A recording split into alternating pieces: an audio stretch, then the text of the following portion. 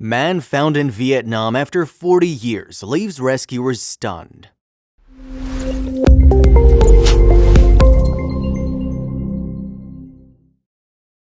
But before we start, please take a moment to give this video a like, subscribe to Happy World, and hit the bell so you'll never miss these great stories. The Vietnam War, or American War depending on your perspective, was one of the most traumatic conflicts in human history.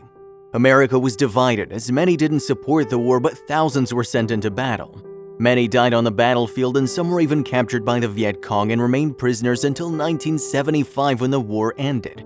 After the dust settled, there were some missing soldiers, which eventually were presumed dead and lost forever. Army Sergeant First Class John Hartley Robertson was one of those missing soldiers, until years later when a man turned up claiming to be the sergeant himself. However, this story isn't what it seems. The layers keep unfolding. This story begins with a Christian missionary named Tom Fonts, who went to Cambodia to help dig wells in local villages in the spring of 2008.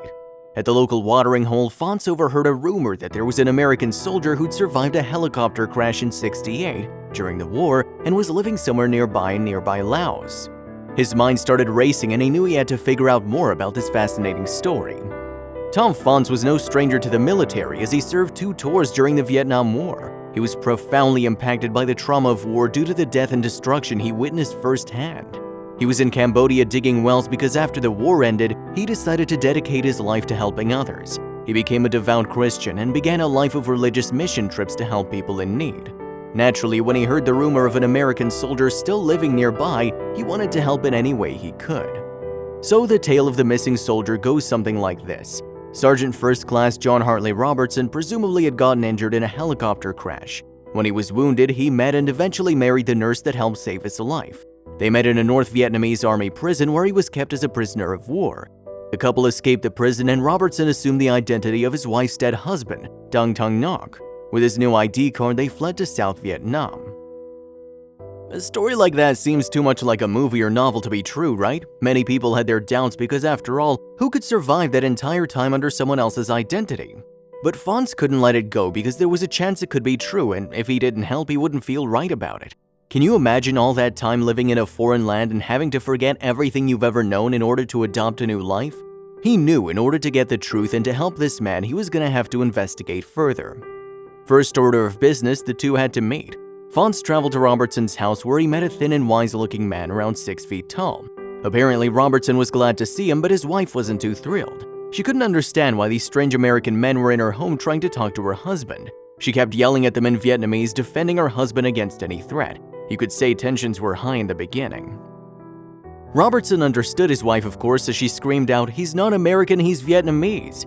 Realizing there was no threat and they only wanted to talk, Robertson escorted his wife to another room so he could calm her down and explain. When the couple returned, she insisted she was only fearful that her family would suffer due to her aiding his prison break. They all began to converse and reminisce in old military tales and wartime stories. Robertson had been in the military most of his life, enlisting right after high school and eager to serve his country. He quickly became part of the Green Beret and spent his time training to be the best paratrooper he could be. During the mid-1960s, he was sent to North Vietnam to help on the front lines, and apparently, it wasn't just any ordinary mission. He was a part of the CIA and it was top secret. The layers to this story just keep on coming. Apparently, Robertson was a leader and amazing soldier in every mission he was given. He gave his all to serve his country, and on one mission, his helicopter went down in the southern Vietnamese jungle after a surprise attack from the enemy on the ground. The chopper was going down fast as most of his men were being ripped out from the force of the crash, but somehow Robertson was stuck inside. Everyone else was dead except Robertson, who was recovered inside the demolished chopper, badly injured by the enemy. He was then taken to the prison, which is where he met his wife, who'd been taken by his side ever since. After they escaped, they settled in a nearby village in Laos and became fathers, and for nearly 40 years these two lived together, hiding their secret. Obviously, after that long living someone else, Robertson was curious about his family and wanted to know what happened to them. Fonts, however, didn't have the answers that both of them wanted so bad, so he suggested they go to the US Embassy together and try to establish Robertson's identity. The first step was to fingerprint him, and it was a long, nerve-wracking ride to get it done. A couple years later, Emmy Award-winning director Michael Jurgensen heard the incredible story and sent Hugh Tron to retrieve Robertson in hopes to reunite him with his family, who was in Alberta, Canada. After all, Robertson had left 2 children and many family members behind. However, the reunion was a bit rocky as Robertson primarily spoke Vietnamese now and had long forgotten about his previous life. It turns out this story was about to make one compelling documentary. The documentary was made and Robertson told the traumatic story of his crash, torture, and survival. He revealed that he was tortured in a bamboo cage for almost a year in the middle of the jungle before he was taken to a hospital. He could recall graphic images in great detail, yet couldn't speak English anymore or even remember his children's names. It was almost as if living for so long as someone else made him forget who he was. When the entire family was reunited, they embraced in tears of joy and used the help of a translator to avoid communication barriers. His sister John, her husband, and her daughters all came together on December 17, 2012 and reunited with their long-lost family member. However, it became clear rather quickly the man they once knew was no longer really there. This man had been changed by what he'd been through and it was tough for everyone to wrap their heads around it. There'd always been an air of suspicion regarding Robertson's identity, and when the fingerprints didn't exactly match, more questions started to circulate. Why would someone lie about who they are if they know that eventually they were going to be caught? After all this time, why would he go through all this trouble? Everyone started circulating different theories, believing him to be another lost soldier or perhaps an imposter of sorts. Although the fingerprints were iffy, Jurgensen and Fons thought another test could help determine if he truly was Robertson. They decided to reunite him with an old Green Beret buddy named Mahoney. They got in contact with him and he jumped at the opportunity to see his old friend.